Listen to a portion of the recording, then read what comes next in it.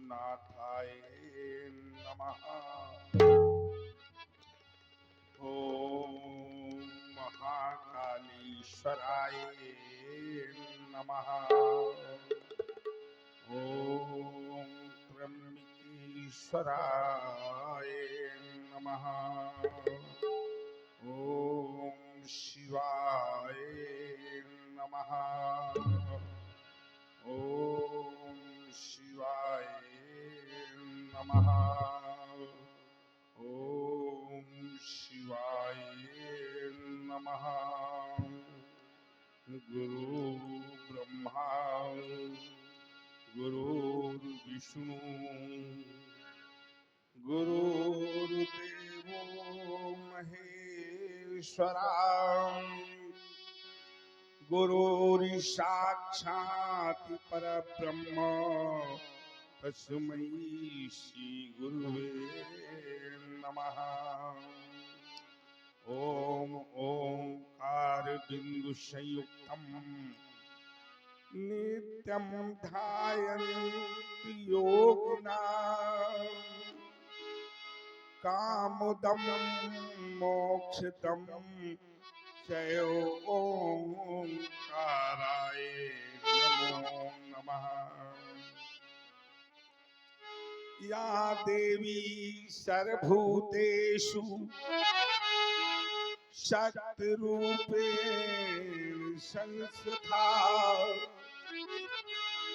नमस्तस्यै नमस्तस्यै नमस्तस्यै नमो नमः। ओम शांति ओम शांति ओम शांति ओम शांति फुम फुम करके फुमक रही हो, फुम फुम करके फुमक रही हो, ये कल सर्पों की माला धू धू करके धधक रही हो, इंद्रधनुष की हाला अंग अंग में भस्म रमी हो, ये बेशमशान की धारी उगल रहे हो विषधर के ऊपर हो विषधर विष भारी फसक रही हो फुफकारों से फट फट फटी सिलाएं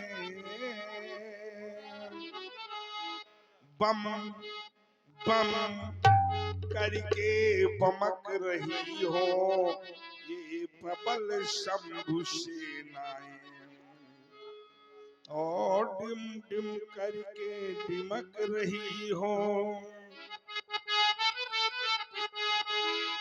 डमरू की डिमकारे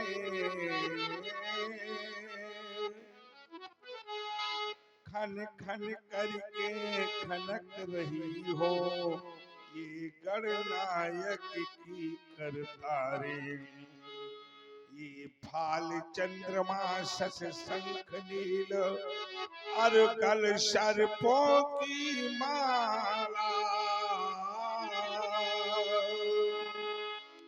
ये शांत सलिल ये लवणमयी शिव कंठ विराजे हाला सुरसर जल से अथक कमंडल सुरसर जल से अथक कमंडल पहने बाघंबर मृगछाला ऋषिकेश ध्यान गुरुवर नमामि ऋषिकेश ध्यान गुरुवर नमामि पहने नित्य मुंडन की माला। जय महाशक्तिशाली महेश जय महाशक्तिशाली महेश, जय भक्तों के भोले रसाल, जय कालों के भी महाकाल, हद मुंड माल विकराल काल, फुम फुम फुम फुंकारत फल फलेश। जय महाशक्तिशाली महेश, जय महाशक्तिशाली महेश। ये रणचंडी कितनी प्यासी है, ये रणचंडी कितनी प्यासी है, छाई सर्वत्र उदासी है, ये विपदा के बादल घिरते हैं, ये धनमुख अंगारे गिरते हैं। अरे दे दो इनको पानी विशेष। जय महाशक्तिशाली महेश, जय महाशक्तिशाली महेश। भेजो भेजो पशुपत उन अस्त्रों को, जैसे भेजा था अर्जुन को। अरे मन मचल रहा अरमर्दन को, ये भुज फड़क रहे, ये भुज फड़क रहे शीर गर्दन को। अरे खाली खप्पर भर दो अशेष। जय महाशक्तिशाली महेश, जय महाशक्तिशाली महेश। भगवान योग समाज में थी, साधना सिद्धि की समीपता, इंदु की चेत समासा स्टिग्ध प्रभा पुंज, सुधा स्रवित कर प्राणों को सतत सिक्त कर रहा था कि पंचनाद नादों की छनकस से तन्मय, साधना उत्कर्ष से परमोत्कर्ष की पराकाष्ठा से आह्लादित अवर्णी देवादिदेव, हे व्योमकेश, हे मृत्युंजय, क्यों हुई साधना भंग मेरी, आशंकाओं के छाए बादल, हो रहा ध्वनित कैसा निनाद,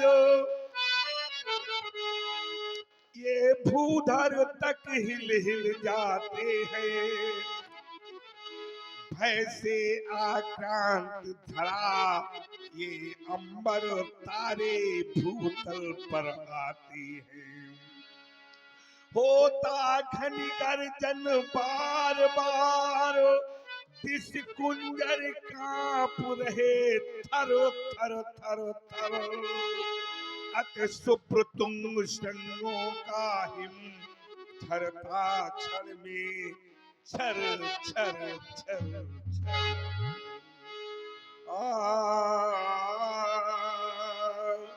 भाग चले सिंह बनचर बरूथ, ये जग में कैसा उत्पात हुआ, तज पंत भगे आदित्य असो, क्या नभ में उल्का पात हुआ।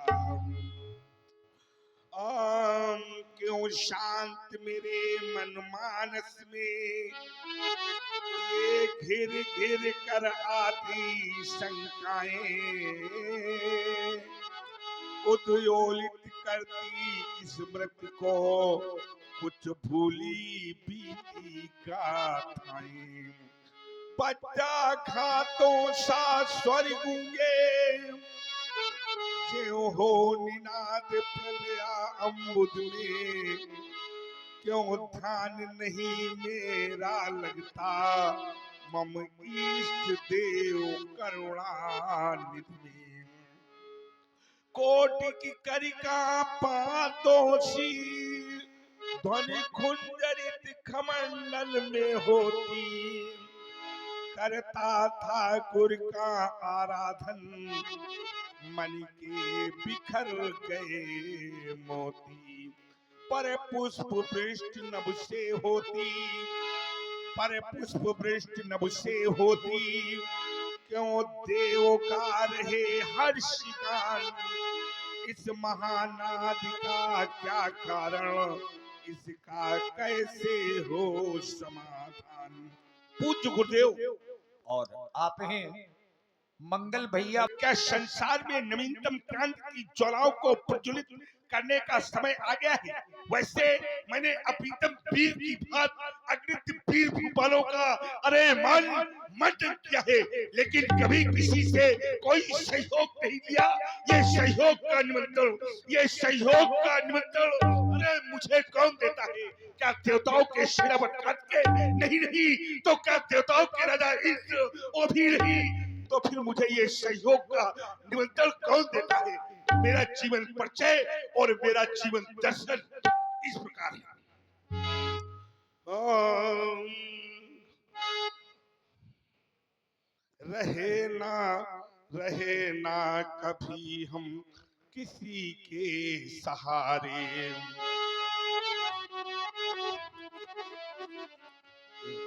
रहे ना कभी हम किसी के सहारे,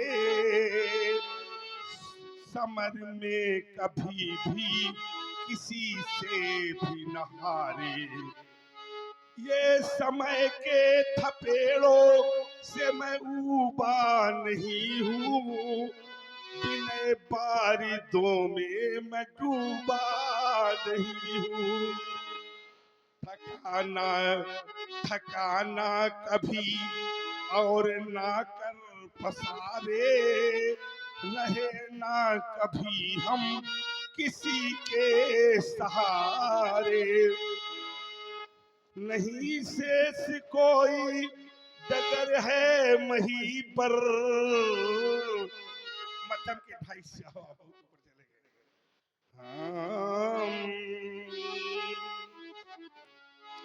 नहीं शेष कोई डगर है मही पर, नहीं शेष कोई नगर है कहीं पर, किया मान मर्दन जद्वारे व द्वारे,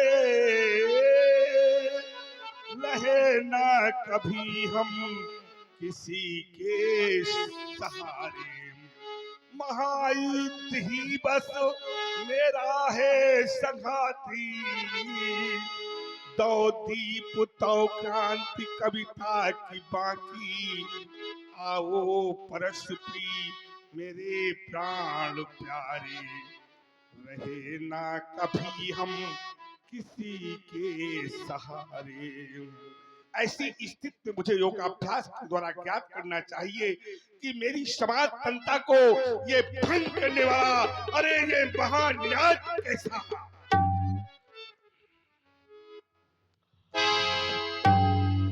ज्ञात हो गया। गात सम्हारा सब बने, बात कहे कछुआन और जान पर भंजेव को शिव धनुष बलवान।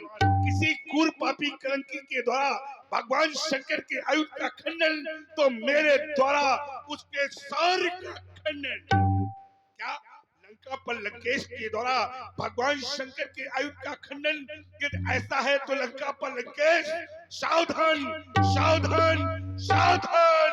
लंका पर लंकेश, आज तेरी लंका को, अरे आज तेरी लंका को मैं समुद्र में डूबूंगा।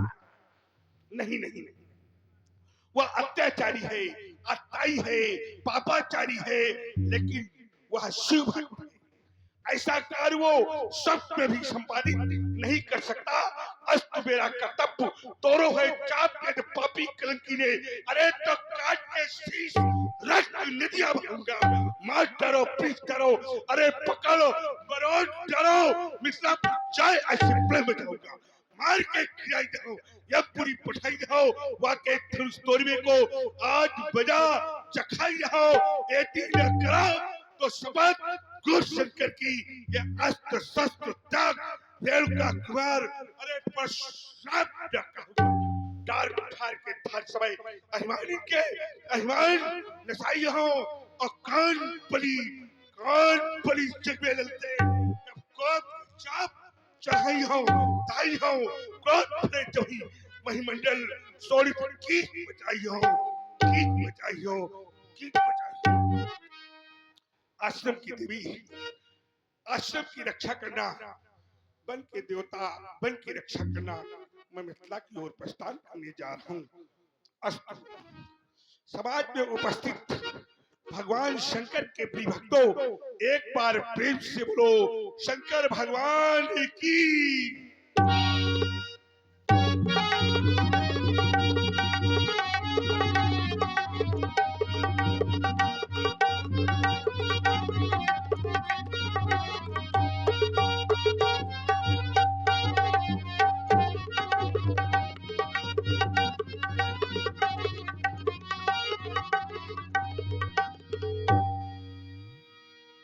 देखते भृगुपति पति बेसुकराला,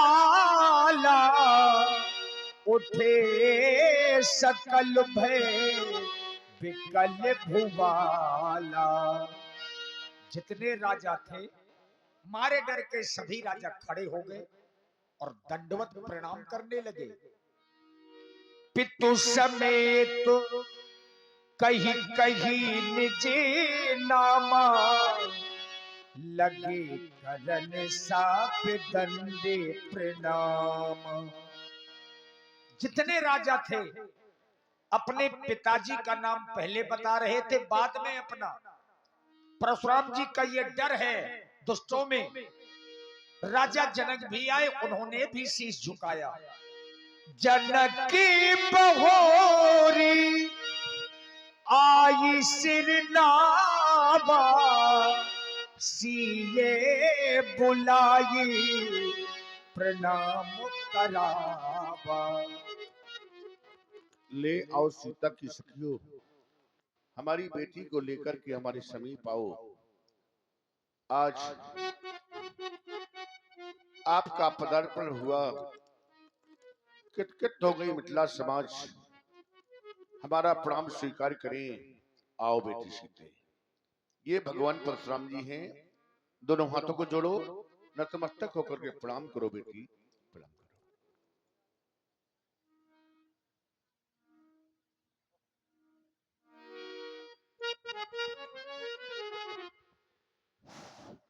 ये सखियां मिथिला की ही हैं। हाँ हाँ। श्री ध्वज, तुमने मुझको प्रणाम किया, मुझे आशीर्वाद दे देना चाहिए, लेकिन मैं विचार करता हूं व्यास जी, मैं विचार करता हूं कि मैंने क्षत्रिय नपालों को आशीर्वाद मैं नहीं देता। अगर मैं श्रीध्वज को आशीर्वाद नहीं देता तो क्या श्रीध्वज को कुछ भी प्राप्त नहीं होगा? होगी, लेकिन नित्य प्रति करने से प्राप्त होंगी। यही सत्य है। एक दिन के करने से नहीं। शाम रात्र में कोई इसका प्रयोग कर रहा था, जी। तो मैं इसका प्रयोग देख रहा था। तो राजा जनक ने जब मुझको प्रणाम किया, मुझे आशीर्वाद देना चाहिए, नहीं दिया। क्यों नहीं दिया? क्योंकि ये क्षत्रिय नपाल है और क्षत्रिय नपालों को मैं आशीर्वाद नहीं देता। अगर मैंने क्षत्रिय नपाल राजा जनक को आशीर्वाद नहीं दिया तो क्या राजा जनक की झोली में राजा जनक को कुछ भी प्राप्त नहीं हुआ? प्राप्त हुआ।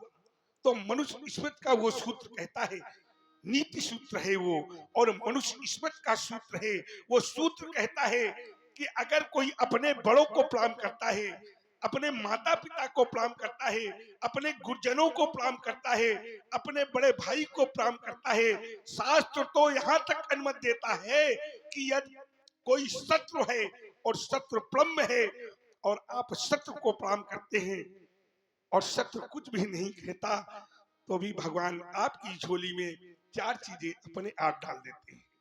वो चार चीजें कौन सी हैं? तो सूत्र है, अभिवादन शीलेश नित्यम वृद्धोपि सेवना, चत्वार तस्य वर्धन्ते आयुर्विद्या यशो बलम। अपने से बड़ों को प्रणाम करते हैं तो ये चार चीजें अपने आप प्राप्त हो जाती हैं। क्या क्या? आयु, विद्या, यश और बल। अच्छा, छह चीजें ऐसी हैं जो हमारे आपके किसी के बस में नहीं है। वो छह चीजें कौन सी हैं? छह बातें ऐसी हैं जो हमारे आपके बस में नहीं है।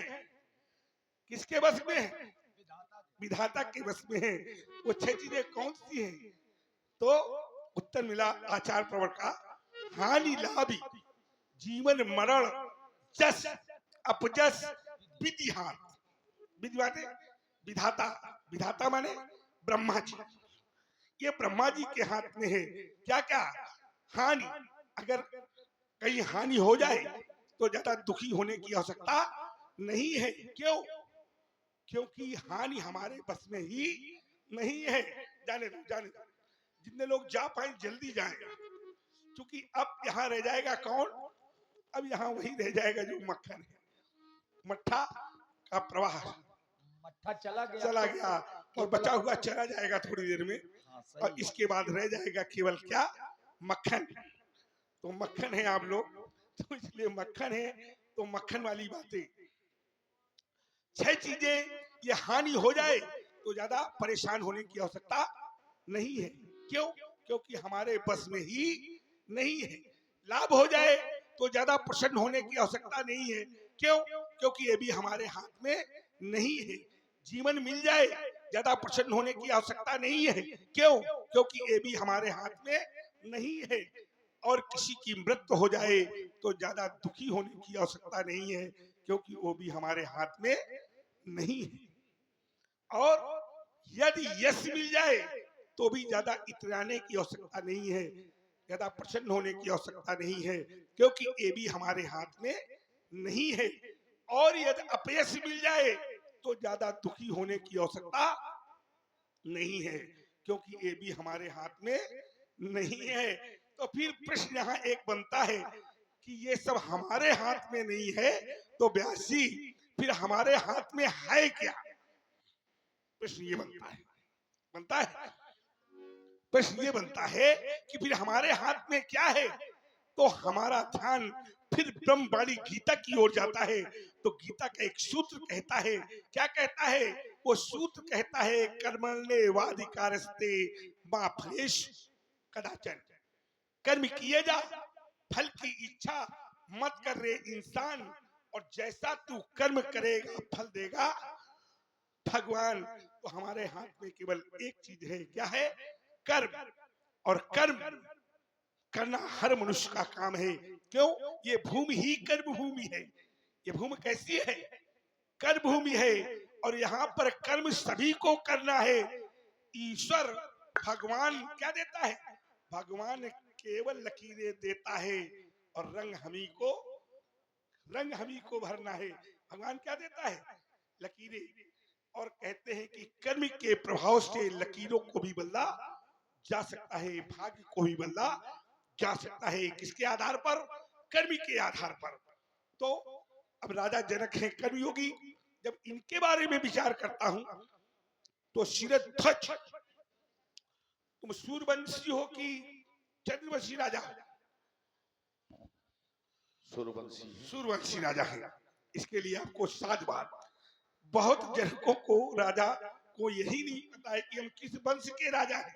वो कहा लगे चंद्रवंशी है, सूर्यवंशी राजा है आप। क्यों? क्योंकि इक्ष्वाक से 2 वंश प्रारंभ हुए। एक वंश प्रारंभ हुआ विकुच का, और एक वंश प्रारंभ हुआ निबि का। ऐसे ही है, यही है। एक वंश शुरू हुआ निबि का, और एक शुरू हुआ विकुच का। विकुच के पुंजय, पुंजय के अनैना, अनैना के पृथु, पृथु के विश्वस, विश्वस के आद्रि, आद्रि के यूनास, यूनास के मानदाता, मानदाता के प्रकस, प्रकस के त्रिदश, त्रिदश के संभूत, संभूत के रुड़कत, रुड़कत के ब्रिक, ब्रिक के सुति, सुत के नाभाग, नाभाग के अमरीश, अमरीश के सिंधु, सिंधु से कृष्णर्मन, कृष्णर्मन से विश्वर्मन, विश्वर्मन के विश्वाहा, विश्वाहा के दीर्घायु, दीर्घायु के दिलीप, दिलीप के रघु, रघु के अज, अज के दशरथ। ये एक वंश। और दूसरा निमि से लेकर के राजा जनक तक 21 पीढ़ियां हो गई। 21 हुई है, बिल्कुल सत्य। 21 पीढ़ियां हो गई। और शिरध्वज के राज्य में आज तक एक ही शब्द का प्रयोग हो रहा है। जो सिंहासन पे बैठता है उसे कभी उसके नाम से नहीं पुकारा जाता। किस नाम से पुकारा जाता है? विदे नहीं, जनक नाम से ही पुकारा जाता है। किस नाम से पुकारा जाता है? जनक। ये तो जनक नाम से ही पुकारा जाता है। और 21 पीढ़ियों से जनक नाम से ही पुकारा जा रहा है। क्यों? 21 पीढ़ियां हो गई, और 21 पीढ़ियों में ऐसे नाम बदला नहीं।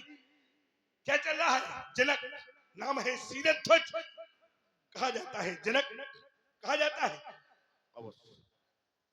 नाम था हसो, और उनका नाम था जनक। तो चलो, ऐसा क्यों कहा जाता है? इस जनक शब्द को मैं परिभाषित करना चाहूंगा व्यास जी।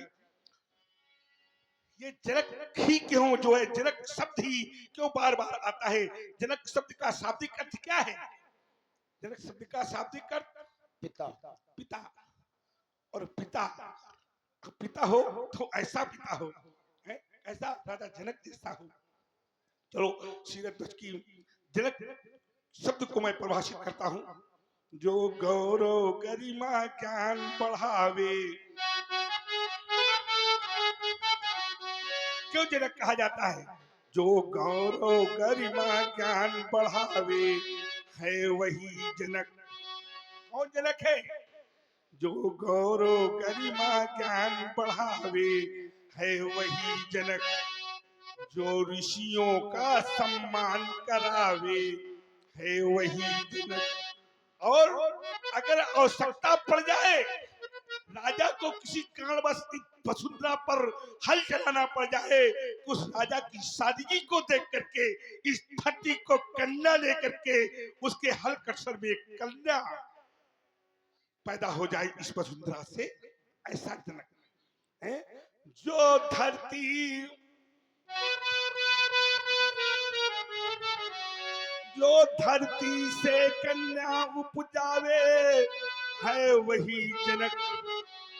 और जो घर बैठे भगवान बुलावे, जो घर बैठे भगवान बुलावे है वही जनक। ऐसा जनक, जब ऐसा जनक है तो हम जब राजा जनक के बारे में विचार करता हूं तो राजा जनक, तुम्हारी गणना तो संसार के उन महान योगियों में है जिनके द्वारपाल के यहाँ जाकर सुखदेव जैसे ज्ञानियों ने और याज्ञवल्क जैसे ऋषियों ने ज्ञान की शिक्षा प्राप्त की है। तुमने अपने राज्य के अंतर्गत शिव गीता, रुद्र गीता, अष्टावक्र गीता और धूत गीता का निर्माण कराया है। अस्तु, मैं तुम्हें अवश्य अपने आशीर्वाद से अलंकृत करता हूं। तुम पूर्ण काम भव शीरध्वज, तुम पूर्ण काम भव शीरध्वज। इस नवोल्लास की बेला के तुम धीर वीर जननायक हो।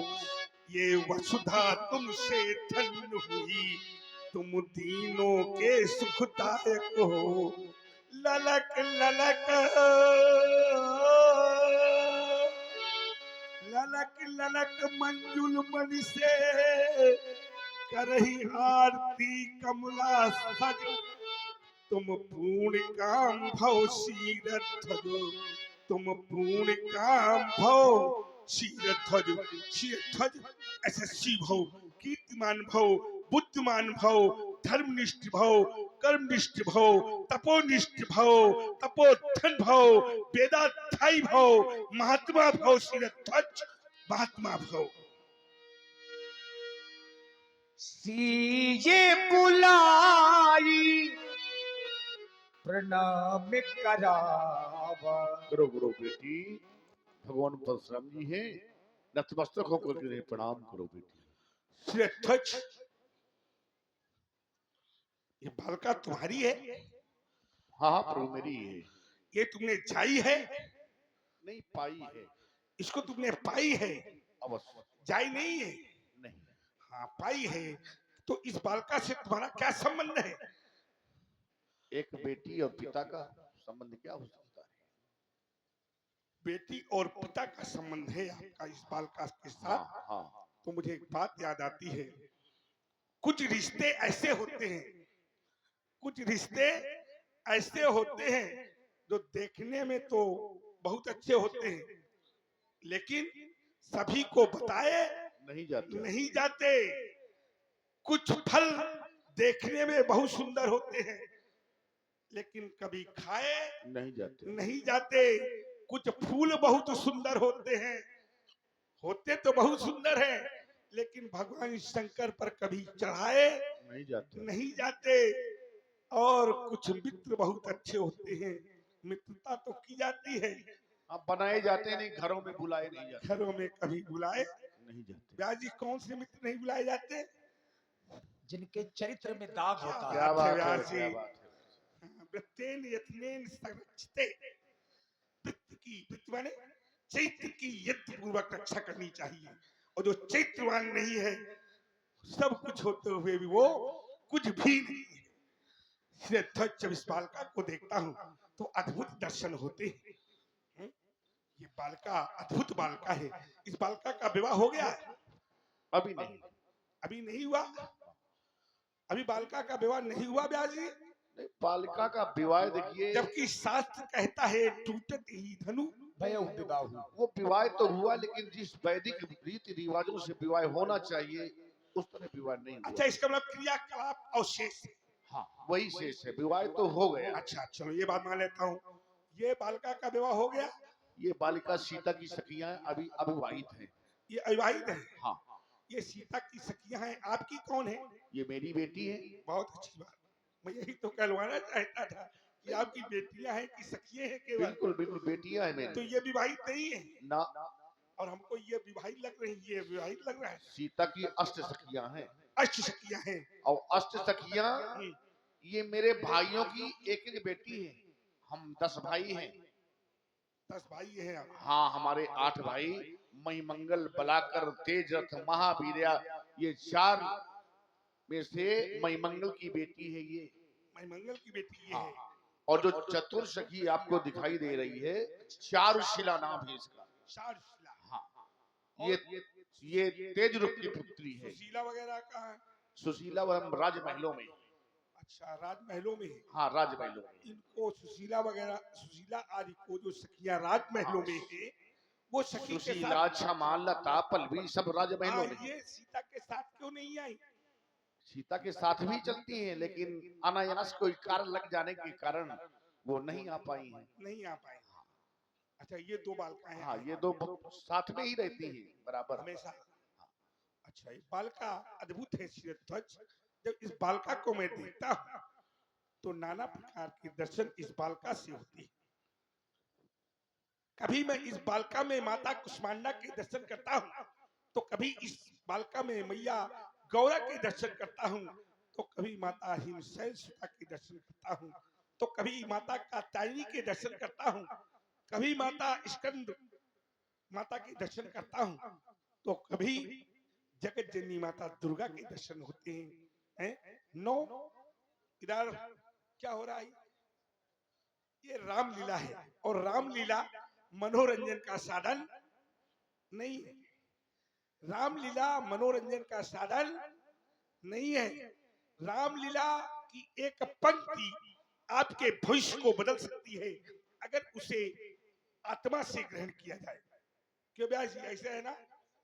हाँ, तो इसलिए यहाँ पर वो आकृत और प्रकृत बनाए जो यहाँ पर प्रसंग हाँ। चल रहा है। देखिए थोड़ा समाज, अब समाज तो शांत है, थोड़ा सा नवयुवक लोग हैं, बच्चे हैं, हम उनसे कहेंगे कि बढ़िया आओ आगे आकर के आगे बैठो। बैठो और एक सभा बनाओ, एक सभा का निर्माण करो जहाँ पर अच्छा सत्संग हो सके। और बिना सभा के सत्संग करना बहुत कठिन है। ऐसे ही है, बहुत दुर्लभ है। ये आपकी बिल्कुल, सभा बिल्कुल में अंकुश नहीं लगाया आपने। नहीं, अंकुश है। अब धीरे धीरे लोग सुन रहे हैं, आ रहे हैं, बैठेंगे, समाज बना करके बहुत बैठेंगे। सीधे साधे राजा हैं आप, जी जी जी। ज्यादा किसी को परेशान नहीं करना चाहते हैं। नहीं, परेशानी से गुजरे हैं इसलिए परेशान हम नहीं करना चाहते। बहुत अच्छी बात है। अच्छा, श्रीरध्वज, प्रथमम शैल पुत्री चा, द्वितीयम ब्रह्मचारिणी, तृतीयम चंद्र घंटे, कुष्मांडे, चतुर्थकम पंचमम स्कंदमाते, षष्ठम कात्यायनी चा, सप्तमम कालरात्रि महागौरी चा, अष्टमम नवमम सिद्धात्री नौ दुर्गा प्रकीर्ता। इस बालिका में मैं 9 देवियों के दर्शन करता हूँ और जब 9 देवियों के दर्शन करता हूँ श्रीध्वज, तो मैं विचार करता हूँ कि बालिका छाई है या पाई है। उत्तर मिला पाई है तो अवश्य ये बालिका अद्भुत होगी। ये बालिका आपने पाई है और आप इस बालिका से मुझे प्रणाम करवा रहे हैं। जब मैं इस बालिका की तरफ देखता हूँ तो ये बालिका दोनों हाथों को जोड़कर खड़ी है। जब ये हाथ जोड़कर खड़ी है तो मुझे एक बात याद आ गई। एक बार मैं विदेश गया, पाश्चात्य देश गया, और जब मैं पाश्चात्य देश गया, देखो बालिका बहुत जल्दी है।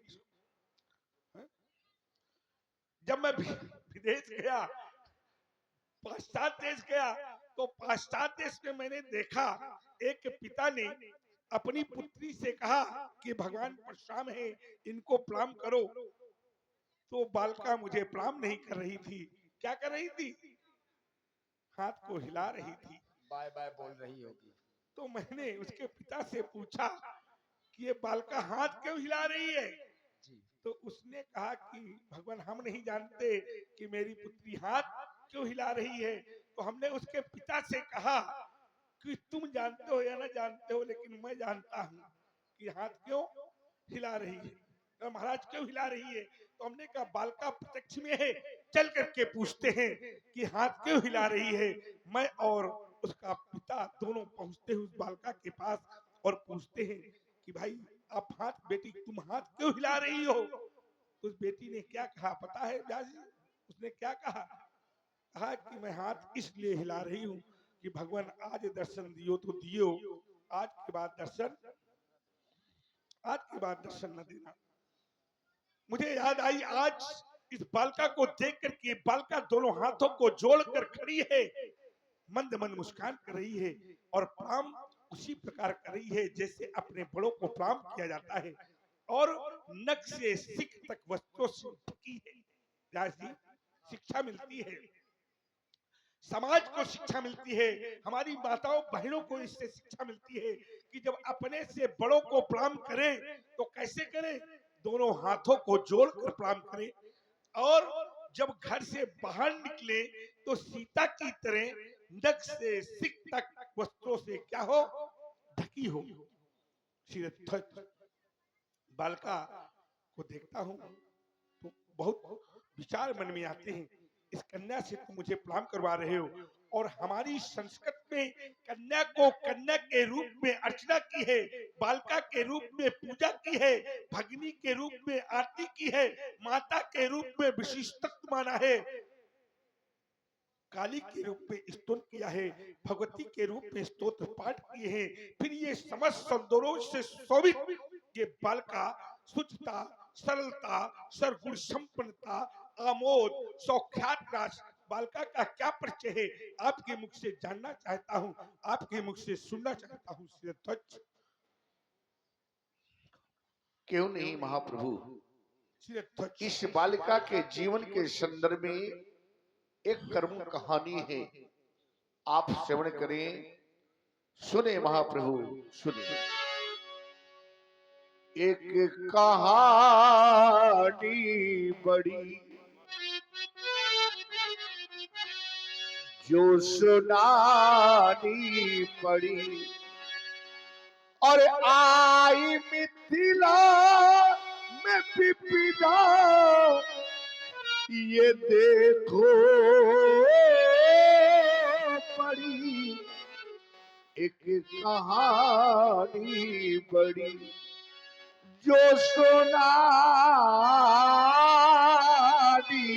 पड़ी। मेरी राज्य में 12 वर्षों का अकाल पड़ गया, प्रजा त्राही त्राही करने लगी। उसी समय देवर्षि नारद का आगमन हुआ।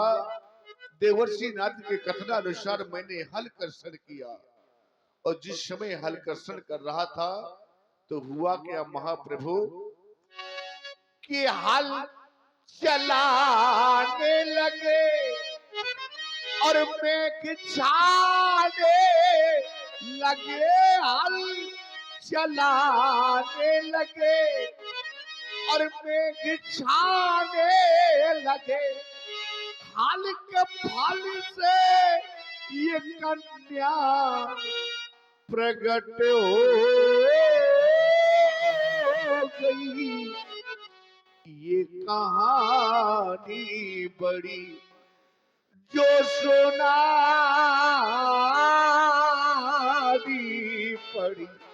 ये वही बालिका है भगवान सन्मुख जो शोभा पाती है, आशीर्वाद इसे दे भगवान, ये चरणों में शीश झुका।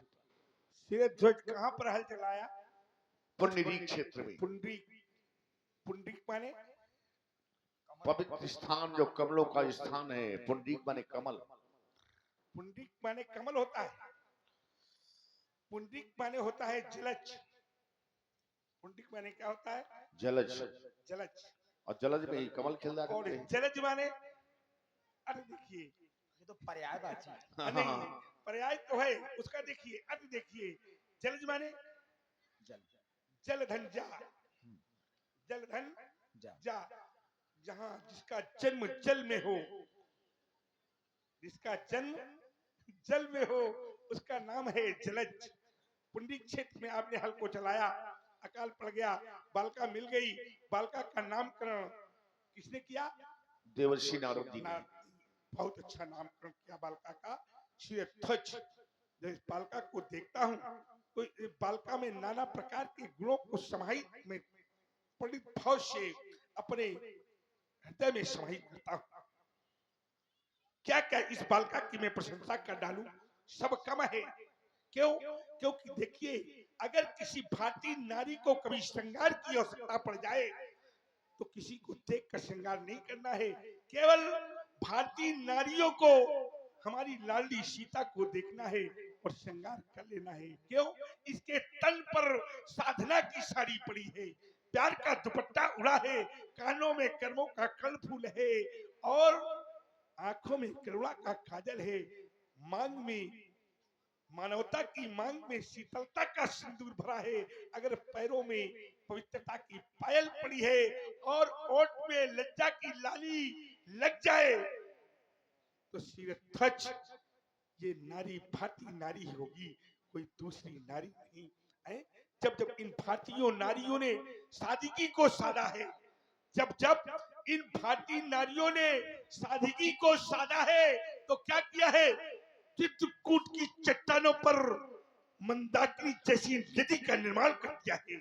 जब जब इन नारियों ने, भारतीय नारियों ने सादगी को साधा है तो क्या किया है? भगवान ब्रह्मा विष्णु महेश को पालने में जुट दिया है, छठी अनसुईया।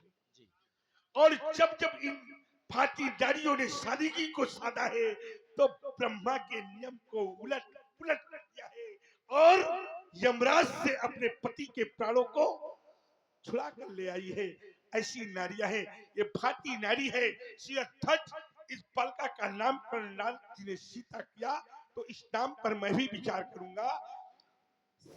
स्वति सुवति इति सीता, जो समस्त संसार को उत्पन्न करती है उसका नाम सीता। सयति इति सीता, जो समस्त ऐश्वर्यों से युक्त है उसका नाम सीता। सवति इति सुता, जो अपने भक्तों को सद्बुद्धि की प्रेरणा देकर सद्मार्ग को दिखलाती है उसका नाम सीता। सयति इति सीता, जो अपने भक्तों को सद्मार्ग को दिखलाकर कष्टों को दूर करके और दुष्टों का विनाश करती है उसका नाम सीता। सिनो नति इति सीता, जो परात्पर परब्रह्म परमात्मा को अपने वश में कर लेती है उसका नाम सीता। साहित्य इति सीता, जो व्यापक ज्ञान स्वरूपी है उसका नाम सीता। हल के अग्रभाग सी से उत्पन्न होने के कारण इसका नाम सीता। जनक की दुलारी होने के कारण इसका नाम जानकी। विदेह की लाडली होने के कारण इसका नाम वैदेही और मिथिला में सबकी प्यारी होने के कारण इसका नाम मैथिली और भूमि से उत्पन्न होने के कारण इसका नाम भूमध्या। श्री ध्वज इस बालिका का यश 3 लोक 14 भुवन सप्तद्वीप में नाना प्रकार के नामों से अपने यश को स्थापित करेगा। अस्त मेरा आशीर्वाद बालिका को। बेटी बेटी तेरा हो अटल सुहाग, सीते तेरा हो अटल सुहाग। सिर में सिंदूर की रेखा लाल, बिंदु से सदा शोभित भाल। हृदय में हो पति का अनुराग, बेटी हृदय में हो पति का अनुराग। बेटी तेरा हो अटल सुहाग। फूलो फलो त्याग की किरणें तुमसे फूटे, देश के बंधन तुमसे छूटे। अरे लगे लंका में तुमसे आग, बेटी तेरा हो अटल सुहाग। फूलो फलो सदैव सहर्ष, ये नारियां तुमसे लेवे आदर्श, ये नारियां तुमसे लेवे आदर्श। इसमें भी तेरा हो प्रथम भाग, बेटी तेरा हो अटल सुहाग। सीते ऐश्वर्य भव, सौभाग्यवती भव, सावित्री भव, क्षीरध्वज बालिका को उच्च राजप्रसादों में ले जाओ। ले जाओ राजभवन। आशीष दीनो सखी हर सानी, निज समाज ले गई सयानी। विश्वामित्र मिले पुनि आई, मिले पुनि आई। बाबा ठीक है।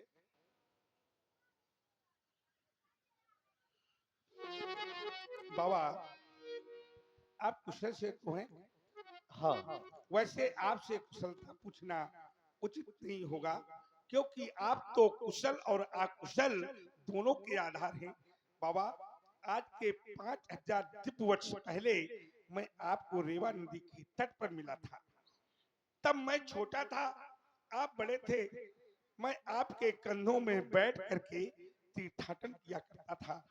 एक स्थान से दूसरे स्थान, एक तीर्थ से दूसरे तीर्थ तक मैं आपके कंधों में बैठ करके अभी कमजोर नहीं हुए। तीर्थाटन करता था। नहीं, इच्छा है तो बिल्कुल तो बैठ बाबा सकते हैं। मैं विचार करता हूँ कि पहले कंधों में बैठता था, क्या दोबारा बैठूं क्या? बिल्कुल, तुम कल भी मेरे लिए वही थे और आज भी मेरे क्या लिए बात वही है। हो। पिता के लिए पुत्र चाहे जितना बड़ा हो जाए वो पुत्र ही रहता है, वैसे ही बाबा के लिए नाती चाहे जितना बड़ा हो जाए वो नाती ही रहता है। जब छोटा होता है नाती तो बाबा के कंधों में बैठकर वो घूमता है, लेकिन जब वही नाती बड़ा हो जाता है तो बाबा के लिए कंधा बन जाता है। क्या बन जाता है? स्वयं कंधा बन जाता है। कैसे? बाबा वयोवृद्ध हो जाते हैं, बाबा को दिखाई पड़ना कम दिखाई पड़ने लगता है, बाबा के हाथ पैर हिलने लगते हैं। बाबा को कहीं जाना होता है, दौड़ कर नाती आता है, बाबा से पूछता है कहाँ जाना था बाबा? बाबा कहते थे अमुक जगह जाना था। नाती क्या करता है? बाबा के हाथ को अपने कंधों पर रख लेता है। ध्यान जी, अपने कंधों पर रख लेता है और बाबा आगे, नाती आगे आगे और बाबा पीछे पीछे। बाबा को गंतव्य स्थान पर कौन पहुंचा देता है? नाती पहुंचा देता है। बाबा और सब ठीक है ना? और सब ठीक है। सब चकाचक। हाँ, अब सब कुशल मंगल है। राम, स्वामित्व लक्ष्मण, ये भृगुनंदन भार्गव श्री परशुराम जी हैं। दोनों बंधु मिलकर के इन्हें प्रणाम करो। पद सरोज मेले दो भाई,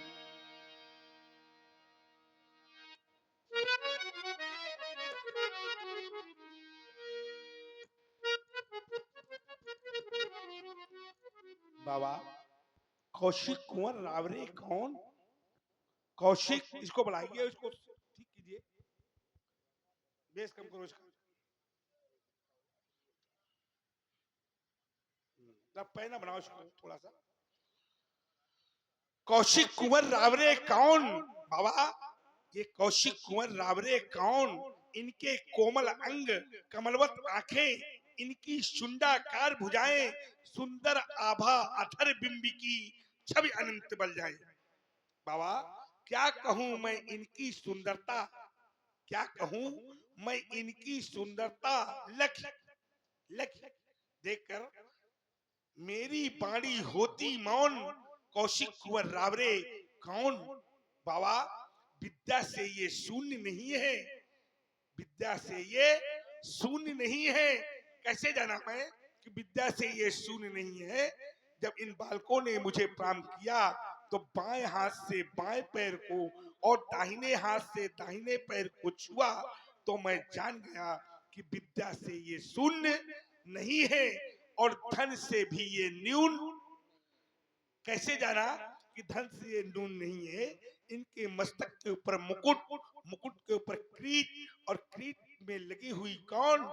मणि स्पष्ट बता रही है कि ये किसी राजा के लड़के हैं। तो धन से भी ये न्यून नहीं है। किस प्रदेश के रहने वाले ये बल विद्या के ये भान कौशिक कुंवर रावरे कौन? बाबा ये कौन है? इनका क्या परिचय है?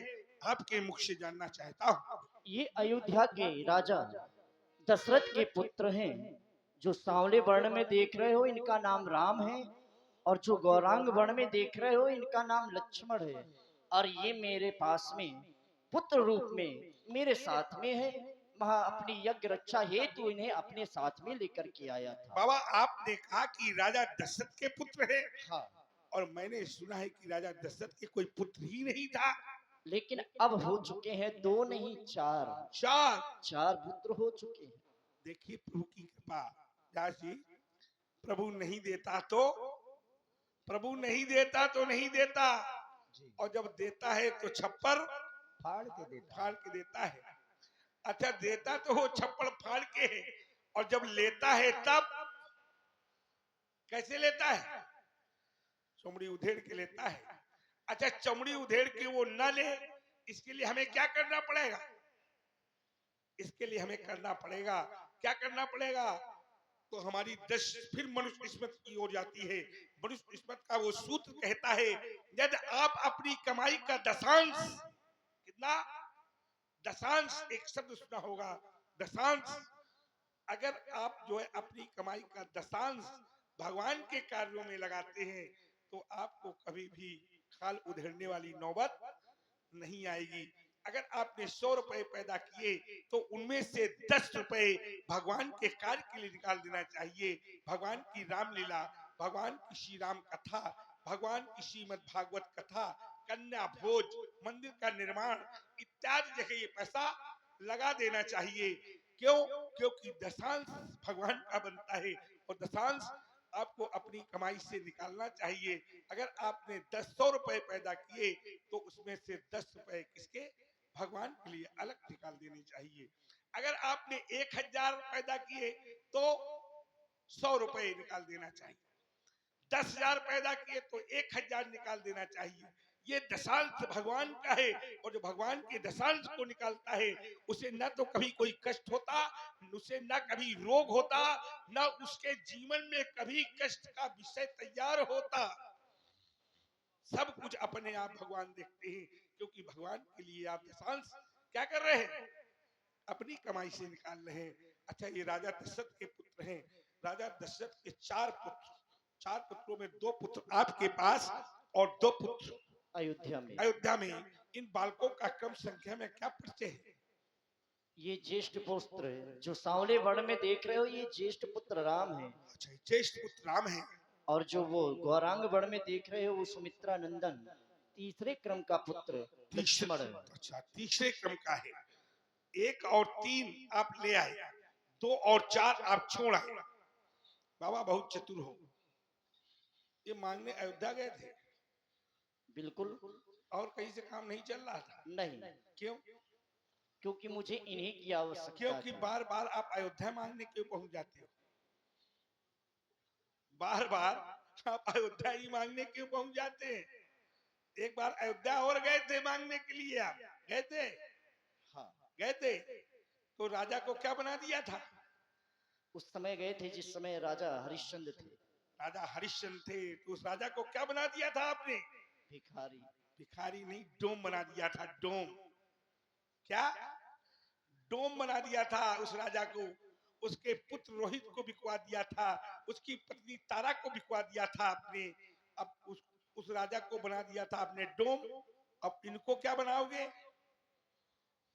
इन्हें बनाने की आवश्यकता नहीं, ये तो बने बनाए हैं। बने और बनाए। जिसके लिए मैं अपने साथ में ले आया हूँ वो कार्य की पूर्ति हुई ये मेरी। बात को मैं अभी नहीं मानूंगा। जो आप कह रहे हो बने बनाए हैं, ये बने बनाए तब हम देखेंगे, इनको हम जांचेंगे, इनको हम परखेंगे, और हाँ, फिर हम देखेंगे कि ये खरे हैं कि ऐसे ही। अगर खरे हैं तो मैं भी मान लूंगा, हाँ, और नहीं तो नहीं मानूंगा। यही उचित है। आप 1 3 को ले आए तो 1 धन 3 बराबर 4 4। 4 क्या है? वेद। 4 है वेद, और वेद विद धातु से बना है। वेद माने, वेद का शाब्दिक अर्थ क्या है? वेद। लोग कहते हैं वेद क्या है? वेद, वेद माने, अगर कोई पूछ दे वेद माने, तो वेद माने होता है ज्ञान। और किस शब्द से बना है? विद धातु से बना है। तो वेद माने ज्ञान। अच्छा, वेद 4 वेद ले आए, और 4 वेदों को, 4 वेद कौन कौन से हैं? ऋग्वेद, यजुर्वेद, सामवेद और एक वेद है अथर्ववेद। ये अथर्ववेद जो है ये हमारे बाबा लाए थे अथर्वा, नहीं वेद पहले 3 ही थे, ये अथर्वा हमारे बाबा जो थे वो चौथा वेद लाए थे, उस वेद का नाम था अथर्ववेद।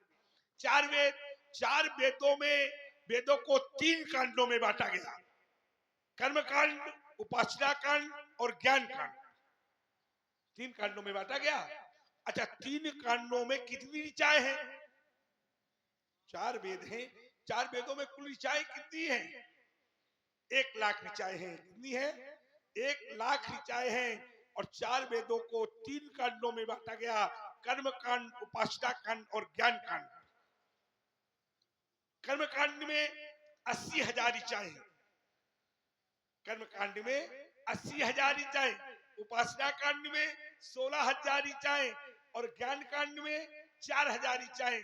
80, 16, 96 और 4 1 लाख हो गया। 1 धन शून्य धन शून्य धन शून्य धन शून्य धन शून्य बराबर कितना हुआ? 1। और 1 क्या है?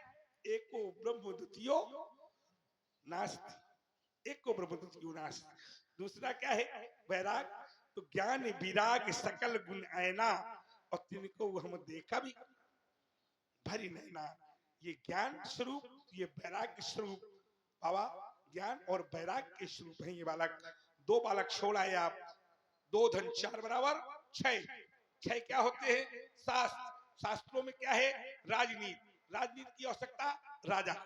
बहुत अच्छा किया आपने, इनको अपने साथ ले आए। तो बाबा इनको आशीर्वाद दे दे। हाँ, यही हम भी चाहते हैं कि अब कुमारों को आशीर्वाद दे दिया आशीर्वाद दे दे। हाँ। और ये है बाबा छत्री नेपाल, ये छत्री नेपाल के लड़के हैं। हाँ तो भी छत्री हुए, बिल्कुल। और छत्रियों को मैं आशीर्वाद देता नहीं। फिर समस्या खड़ी हो गई। लेकिन इस समय ये मेरे पुत्र रूप में है। ये आपके पुत्र रूप में है। हाँ, क्योंकि जिस समय महाराज दशरथ ने इन्हें सौंपा था, हाँ। तो उन्होंने कहा था कि आज से आप ही इनके पिता हाँ, हैं। मेरे प्राणनाथ सुत दो, तुम मुनि पिता। आने नहीं को। तो ये मेरे पुत्र अरे रूप में ये है। तो उनके भाव थे, ये उनके भाव थे। ऐसा थोड़ा है कि अब आप पिता बन गए। अगर आप पिता बन गए तो ये आपके नाती हैं, तब तो वो पुत्र हो गए। लेकिन ये जो क्षत्रिय है ये ब्राह्मण है, आशीर्वाद तो हो देना ये चाहिए। क्षत्रिय है और मैं ब्राह्मण हूँ। और आप क्या है?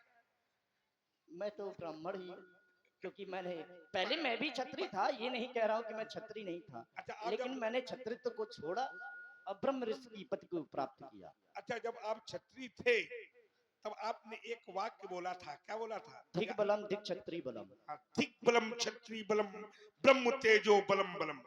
एक डंडे से हार गए थे। एकेन दंडे नहनते हैं, एक डंडे से हार गए थे आप। हाँ हार गए थे बिल्कुल। और जब आपने कहा था धिक्कार है क्षत्रियों का बल ब्राह्मण के बल के आगे, यही कहा था आपने। हाँ तो बाबा जब क्षत्रियों के बल को आप धिक्कार कह रहे थे, तो फिर क्षत्रियों के पास मांगने के लिए क्यों पहुंचे? मैंने चिंतन किया था, मैंने विचार किया था, मैंने चिंतन जो किया और जो मैंने देखा, हाँ। उस उद्देश्य से मैं इन्हें अपने साथ में लाया हूँ। चिंता न करिए, आप भी समझ जाएंगे।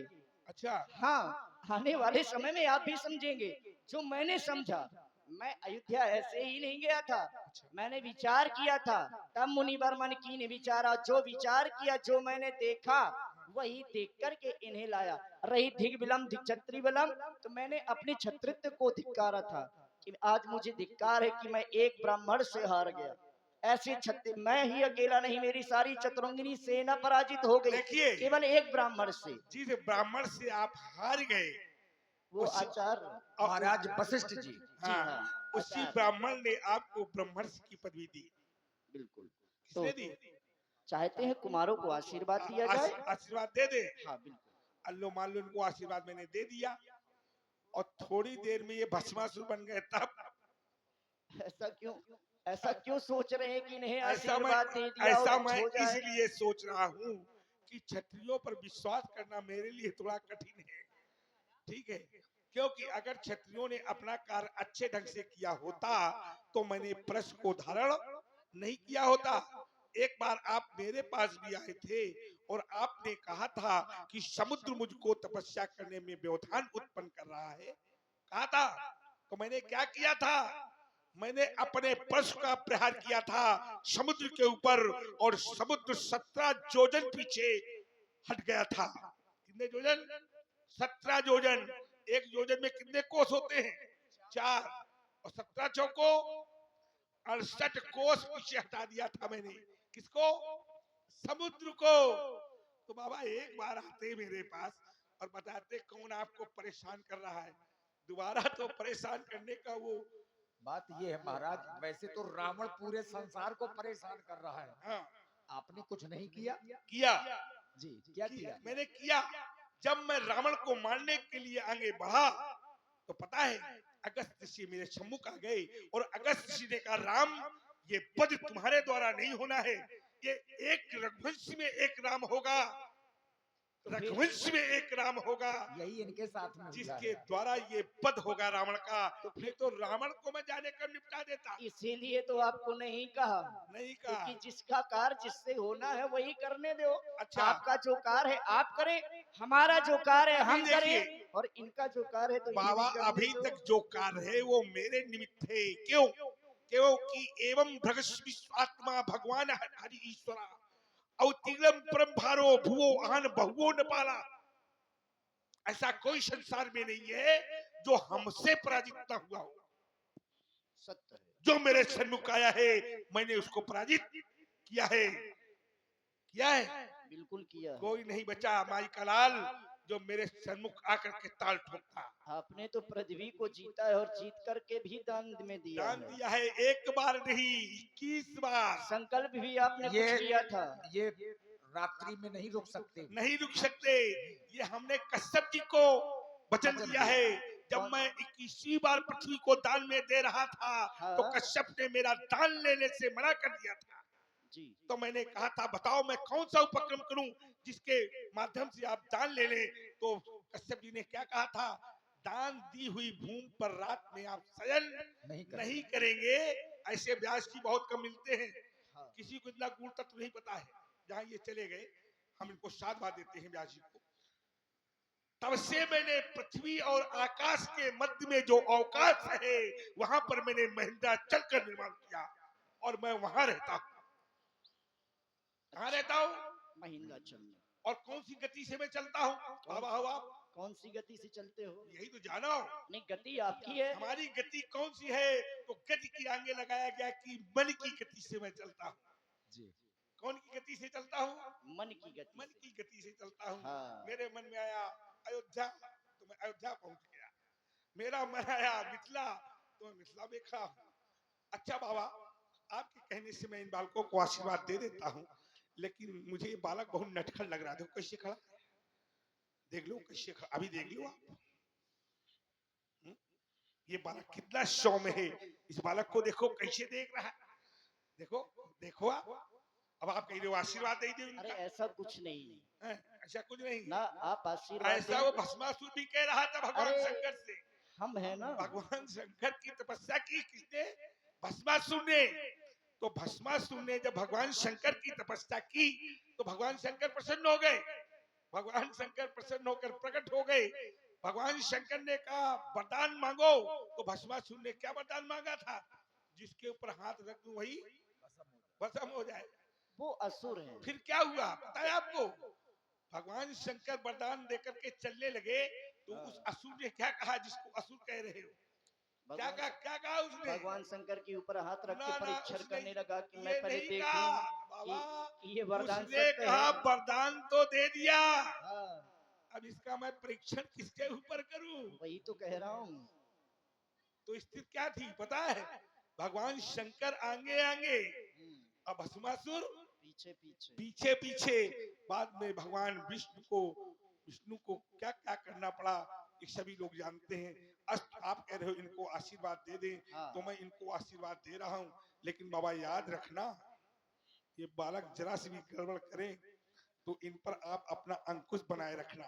बिल्कुल बनाए रखो, बिल्कुल बना मुश्किल है। उचित हमें तो रहेगा। लगा थोड़ी देर बाद कहीं आप इधर से अरे पलायन कहीं करते नहीं, हुए न यहीं दिखाई यहीं पर पड़े। रहेंगे। मिथिला छोड़ के कहीं नहीं जाऊंगा मैं। पक्का? अरे मिथिला देख छोड़ लो के व्यास कहाँ जी, जाऊंगा मैं। जब गड़बड़ हो तो हम आप ही को याद दिलाएंगे। हाँ। नहीं, कौशिक जी को बुलाएंगे। हाँ, कौशिक जी आएंगे प्रा- भी। ठीक है, परेशान नहीं। अब आएंगे तो मैं इन बालकों को आशीर्वाद से अलंकृत करता हूँ।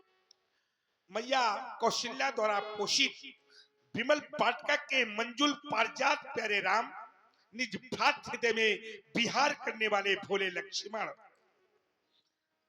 तुम दोनों बंधुओं ने आज तक के अपने जीवन को अयोध्या के उच्च राज प्रसादों में व्यतीत किया है, लेकिन अब तुम दोनों बंधुओं को आदरणीय विश्वामित्र जी के यज्ञात रक्षार्थ हितार्थ अनेकानेक कष्ट सहने होंगे, अनेकानेक कष्ट सहने होंगे।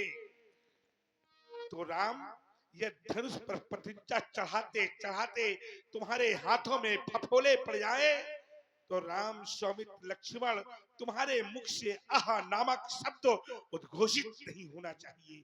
अस्तु, मेरा सुंदर सा आशीर्वाद। मानवता के प्रबल समर्थक सब अलग, मानवता के प्रबल समर्थक रघु से अधिक महान कहेंगे, प्यासे अधर सिसकते अंतस राम तुम्हें भगवान कहेंगे, लखन तुम्हें भगवान कहेंगे। देख रहा हूं ये जीव धरा की, देख रहा हूं ये जीव धरा के, अरे तुमसे कितनी आस लगाए, पलक पावड़े बिछा चुके हैं, निज नैनों के स्वप्न सजाए। राघव, उन सपनों की सौगंध तुम्हें है, उन सपनों की सौगंध तुम्हें है, अनाचार का नाम मिटाना और कोमल कलियों को जो घेरे उन पुरुषों पर बच ठाना। अरे पाकर तुमको हुए सार्थक ये मेरे वरदान कहेंगे, प्यासे अधर सिसकते अंतस राम तुम्हें भगवान कहेंगे, लखन तुम्हें भगवान कहेंगे। महिमा महिम, महिमा महिम, तुम्हारी महिमा का अवमान न होगा।